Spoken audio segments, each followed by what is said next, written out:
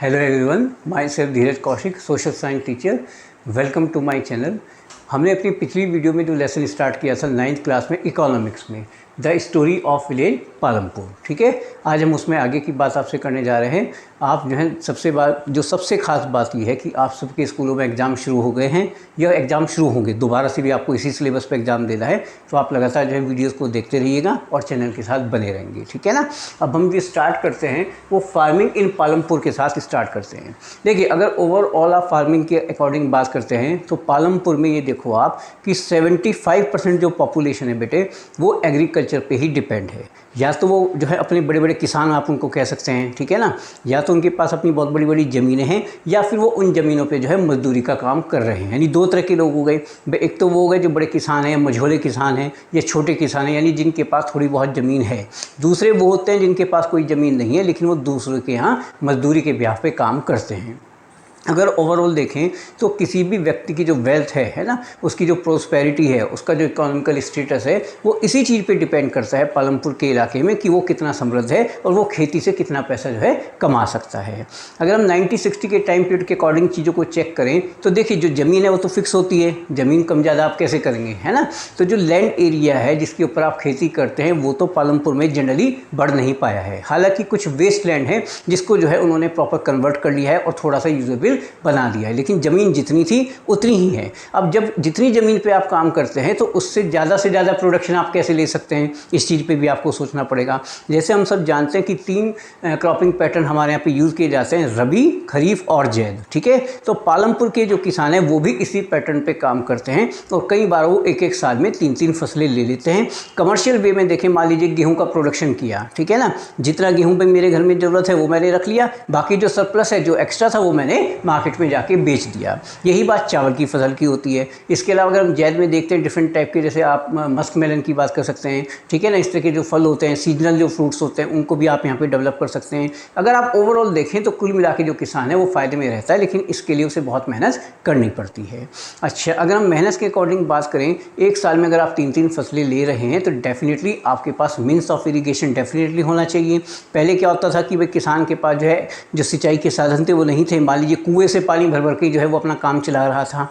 अच्छा, पालमपुर की जो स्टोरी हम लोग पढ़ रहे हैं उसमें जैसे इन्होंने बताया भी है कि इसमें क्या था कि जो बिजली थी, है ना, वो इस गांव में बहुत पहले आ गई थी। तो उससे क्या हुआ कि जो किसान था वो बिजली की वैल्यू को समझ गया और वो ट्यूबवेल की वैल्यू को भी समझ गया, ठीक है ना, और उसने ये कनेक्शन लेकर जो है बिजली का अपना जो है ट्यूबवेल सेट किया और उससे जो है उन्होंने जो है एक तरीके से कहीं कि प्रॉपर वे में जो है फार्मिंग के ऊपर काम करना शुरू कर दिया था। अच्छा, अगर ओवरऑल देखें, क्योंकि इलेक्ट्रिसिटी अवेलेबल है तो आसानी से मीन्स ऑफ इरिगेशन जो है उनके पास है, जिसकी फ़ायदा लेके या जिसकी मदद से जो है वो अपने प्रोडक्शन को इंक्रीज कर सकते हैं। यहीं पे अगर हम बात करते हैं मल्टीपल क्रॉपिंग शब्द की, तो ये भी वही शब्द है। अगर हम इसके अकॉर्डिंग बात करें कि जब आप एक ही ज़मीन से एक से ज़्यादा फसलें ले लेते हैं, है ना, मोर देन वन जिसको आप कह सकते हैं, तो उसको हम फिर जो है मल्टीपल क्रॉपिंग में शामिल कर लेते हैं। जनरली जो वहाँ किसान आपको दिखेंगे वो सब ऐसे ही दिखेंगे जो इसी कंसेप्ट के ऊपर जो है काम कर रहे हैं, ठीक। अच्छा, अगर हम बात करते हैं ग्रीन रिवॉल्यूशन, जिसे हम हरित क्रांति के नाम से जानते हैं, 90-60 के टाइम पीरियड को अगर आप देखेंगे या 90-60 के बाद के टाइम पीरियड को देखेंगे तो पंजाब, हरियाणा और वेस्टर्न यूपी के कुछ इलाकों में इस चीज़ पे काम शुरू किया गया था।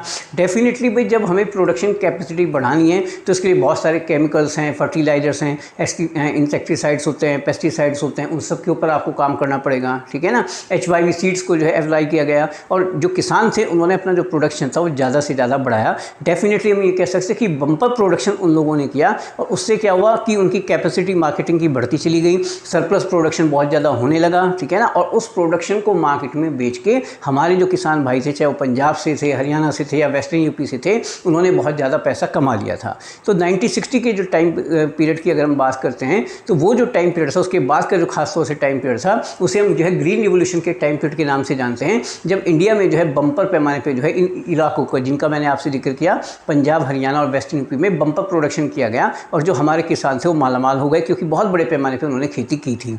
लेकिन जो ज़मीन होती है ना उसकी एक सीमा होती है, ठीक है। आप लगातार उसके ऊपर काम किए जा रहे हैं, लगातार एक के बाद एक फसल आप उससे लिए जा रहे हैं, तो डेफिनेटली उसकी जो फर्टिलिटी है उसके ऊपर कोई ना कोई इंप्रेशन तो आएगा ही आएगा, और वो जो इंप्रेशन होगा वो होगा आपका निगेटिव इंप्रेशन। तो अगर हम ड्रॉबैक ऑफ ग्रीन रिवोल्यूशन के अकॉर्डिंग बात करें तो सबसे अहम बात क्या है, 2 चीज़ों पर आप देख सकते हैं कि जो ज़मीनें थी उनकी जो फर्टिलिटी थी वो धीरे धीरे कम होती चली गई। जब आप इतनी ज़्यादा मात्रा में पेस्टिसाइड यूज़ कर रहे हैं, फर्टिलाइजर यूज़ कर रहे हैं, केमिकल यूज़ करते हैं, तो डेफिनेटली ज़मीन को नुकसान होता है। ये और बात है कि भाई ज़मीन अपनी कहानी हमें बता नहीं पाती है, ठीक है ना।